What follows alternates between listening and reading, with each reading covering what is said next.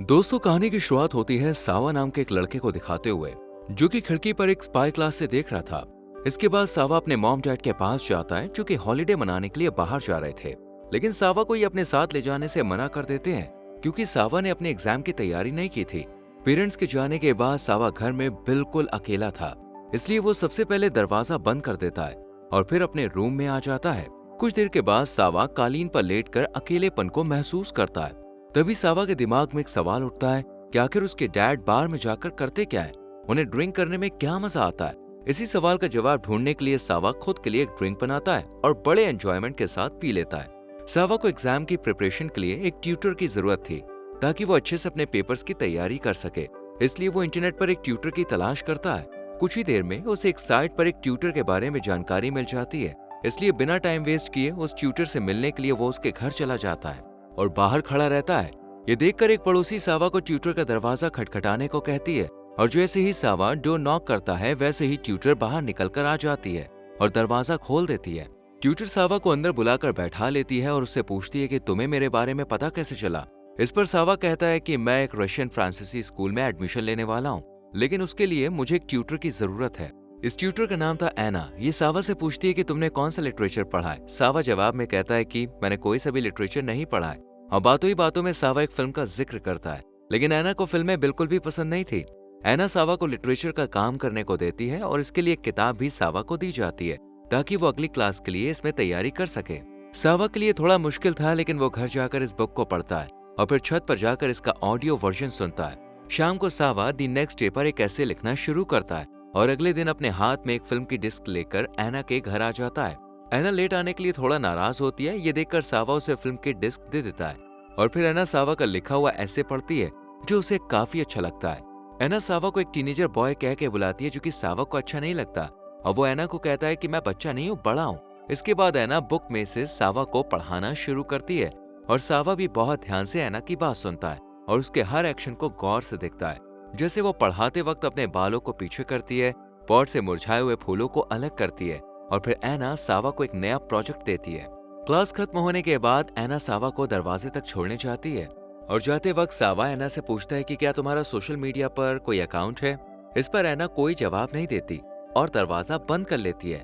घर आने के बाद सावा एना के बिहेवियर के बारे में सोचता है और फिर अपने लिए सैंडविच बनाता है और ड्रिंक भी करता है।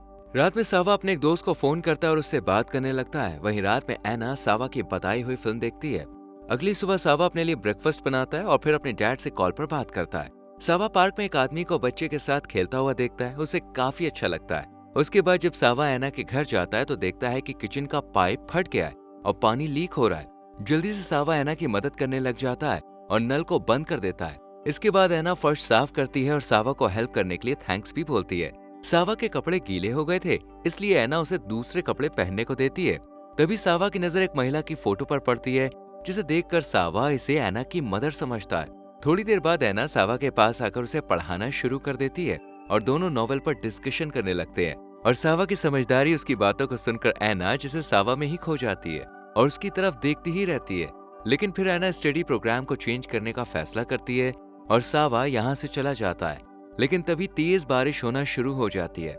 एना खिड़की के पास जाकर बाहर सावा को देखती है और बारिश के पानी को हाथ में लेकर इस मोमेंट को एंजॉय करती है। अगले दिन एना की बहन मरीना एना को नेफ्यू की बर्थडे पार्टी में ले जाती है और पार्टी में अपने दोस्त पीटर से मिलवाती है। पीटर को एना काफी अच्छी लगती है, इसलिए वो उससे बात करने की, उसके बारे में जानने की कोशिश करता है। एना को समझ में आ जाता है कि मरीना ने उसे यहाँ पर खासतौर से पीटर से मिलवाने के लिए ही बुलाया है। पीटर बातों ही बातों में उसे डेट पर चलने के लिए कहता है, जिस पर एना नाराज हो जाती है और मरीना को किचन में लेकर चली जाती है और पीटर को लेकर दोनों में बहस होने लगती है। मरीना एना को घर बसाने के लिए कहती है, लेकिन एना को इन सब में दिलचस्पी नहीं थी, इसलिए वो मना कर देती है और पीटर को सॉरी बोलकर यहाँ से चली जाती है। अगले दिन सावा एना के पास पढ़ने के लिए आता है और देखता है कि आज मेन डोर खुला हुआ है और लिविंग रूम में कोई भी नहीं है। लेकिन तभी सावा को एक कमरे से कुछ आवाज सुनाई देती है और जब सावा जाकर देखता है तो एना शीशे के सामने कपड़े बदल रही होती है। सावा एना को देखता है, लेकिन जब एना सावा को देखती है तो जल्दी से दरवाजा बंद कर देती है। एना जल्दी से कपड़े पहनकर बाहर टेबल पर आकर पढ़ाने के लिए बैठ जाती है और दोनों फिर नए नॉवेल पर डिस्कस करते हैं। सावा के जाते वक्त एना दरवाजे के पास आती है और सावा को फिल्म के डिस्क के साथ साथ फूल भी देती है। सावा इन फूलों को घर ले जाता है और जब रात में सावा बिस्तर पर लेटता है तो वो इमेजिन करता है कि ऐना उसके पास ही सो रही है। अगले दिन सावा जब ऐना के घर आता है तो पड़ोसन उसे देख लेती है। सावा ऐना के लिए गुलदस्ता लाया था। वो ऐना को ये कहकर देता है कि वो ये फ्लावर्स अपने लिए लाया था, लेकिन ऐना उसे अगली बार फूल लाने से मना कर देती है। इसके बाद वो इन फूलों को पॉट में लगा देती है और जब पीछे मुड़कर देखती है तो सावा उसके बेहद करीब होता है। सावा ऐना को नाम लेकर बुलाने के लिए कहता है और ऐना को किस कर लेता है। जब यहाँ से वो बाहर जाता है तो फिर बारिश शुरू हो जाती है। सावा ने अपने दोस्तों के लिए पार्टी प्लान करने का प्रॉमिस किया था, लेकिन वो पार्टी कर नहीं पाता। इधर ऐना फेसबुक पर एक अकाउंट बनाती है और उसे सावा का अकाउंट और उसकी फोटोज मिलती है। अगले दिन सावा तैयार होकर ऐना के घर आता है और ऐना उससे बात कर ही रही होती है कि इसी बीच सावा अपने कपड़े उतार देता है और ऐना के क्लोज आ जाता है। ये देखकर ऐना थोड़ी घबरा जाती है और उसे कपड़े पहनने को कहती है, लेकिन सावा उसकी एक भी नहीं सुनता और ऐना को अंडरस्ट करने लगता है और फिर ऐना को वो हक करता है और दोनों इंटीमेट हो जाते हैं। इसके बाद दोनों कुछ देर एक दूसरे के पास फर्श पर ही लेटे रहते हैं और जब सावा खिड़की से पर्दा हटाता है तो सूरज की रोशनी सीधा दीवार पर चमकने लगती है। ये देखकर सावा को बहुत अच्छा लगता है और सावा ऐना की भी तारीफ करता है। अगली मीटिंग में सावा ऐना के लिए एक तरबूज लेकर आता है और दोनों इसे मजे से खाते हैं और पढ़ाई करते हैं। ऐना सावा को एक नया चैप्टर समझाने में मदद करती है और दोनों एक दूसरे के साथ काफी अच्छा टाइम गुजारते हैं। अगले दिन ऐना जब अपने घर जा रही होती है तो उसे लिफ्ट में एक शख्स मिलता है जो कि उसका नया पड़ोसी था। ये शख्स ऐना को लाइक करता था और दोनों के बीच लिफ्ट में ही थोड़ी बहुत बात होती है। इधर सावा दोस्तों के साथ पार्टी करता है जिसमें लड़कियां भी मौजूद थी। सावा जब अपने दोस्तों के साथ बैठा होता है तब सावा के दोस्त कहते हैं कि शायद मैरियाना तुम्हें पसंद करने लगी है, लेकिन सावा ज्यादा ध्यान नहीं देता। इसके बाद सब दोस्त एक गेम खेलने लगते हैं और इसी बीच सावा की नजर जब मैरियाना पर पड़ती है तो सावा को एक काफी अच्छी लगने लगती है और ये लोग रात में खूब एंजॉय करते हैं। और जब सावा की आंख खुलती है तो मैरियाना उसके साथ बिस्तर पर होती है। इसके बाद सावा ऐना के पास जाता है। ऐना रात भर लैपटॉप पर काम कर रही थी। वो सावा को देखकर उसे अंदर लेती है और फिर खाने के लिए पूछती है, लेकिन सावा ऐना को पास बैठने के लिए कहता है और फिर जो कुछ भी हुआ उसके बारे में सब बता देता है। सावा कहता है कि मैंने पार्टी में काफी अच्छा टाइम बिताया और मैंने अपनी क्लासमेट के साथ रात भी गुजारी। मैं उसके साथ इंटीमेट हुआ, इस बात की मुझे शर्मिंदगी है। ऐना ये सब सुनकर शांत रहती है और सावा को कुछ भी नहीं कहती। ये देखकर सावा बहुत हैरान होता है कि इतनी बड़ी गलती करने के बाद भी ऐना ने उसे कुछ क्यों नहीं कहा। ऐना सावा को परेशान देख पानी देती है, लेकिन सावा अपनी गलती के लिए खुद को ही हर्ट करने लगता है। ये देखकर ऐना उसे शांत कराती है और गले लगा लेती है। सावा के चले जाने के बाद ऐना फेसबुक पर सावा की फोटोज देखती है जिसमें सावा की क्लासमेट भी थी। ऐना इसे देखकर काफी दुखी होती है। अगले दिन सावा जब घर जा रहा होता है तो मैरियाना सावा के घर के बाहर खड़ी होती है जो कि अपना कुछ सामान लेने आई थी। ऊपर आकर मैरियाना अपने अंडरगारमेंट्स लेती है और कहती है कि मैं जानबूझकर छोड़ के गई थी। मैरियाना सावा के साथ रिश्ता आगे बढ़ाना चाहती है, लेकिन सावा को मैरियाना के साथ कोई रिश्ता नहीं रखना था, इसलिए वो इसे ज्यादा सीरियसली नहीं लेता। इसके बाद सावा ऐना के घर जाता है जहाँ का मेन डोर खुला हुआ था और ऐना बहुत ही खूबसूरत सी ड्रेस पहने सावा का डिनर पर इंतजार कर रही थी। सावा ऐना को लेकर बाहर वॉक करने जाता है और लोगों को देखकर ऐना सावा का हाथ नहीं पकड़ती।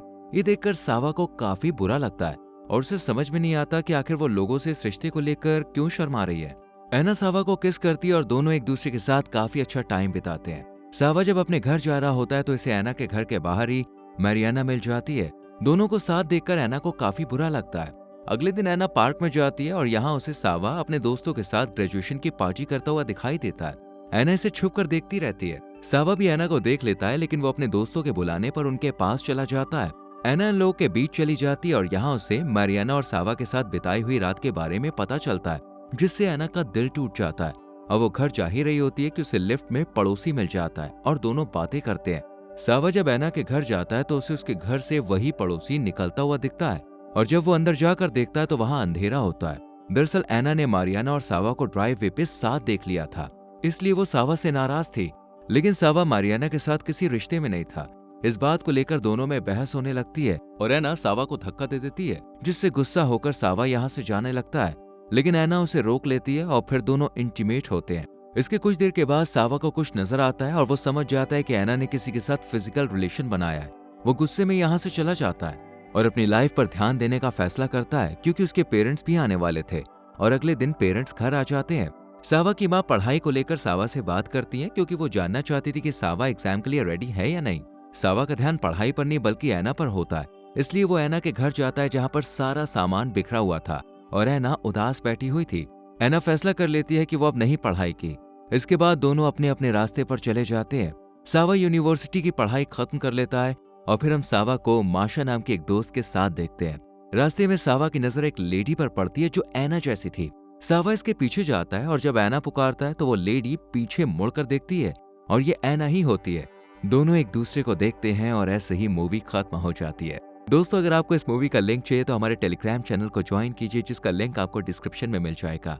साथ में वीडियो को लाइक और शेयर करके चैनल को सब्सक्राइब करें और बेल आइकॉन प्रेस करें, जिससे आपसे आने वाली वीडियोस मिस ना हो। मिलते हैं आपसे अगली वीडियो में। Till then, bye bye, take care.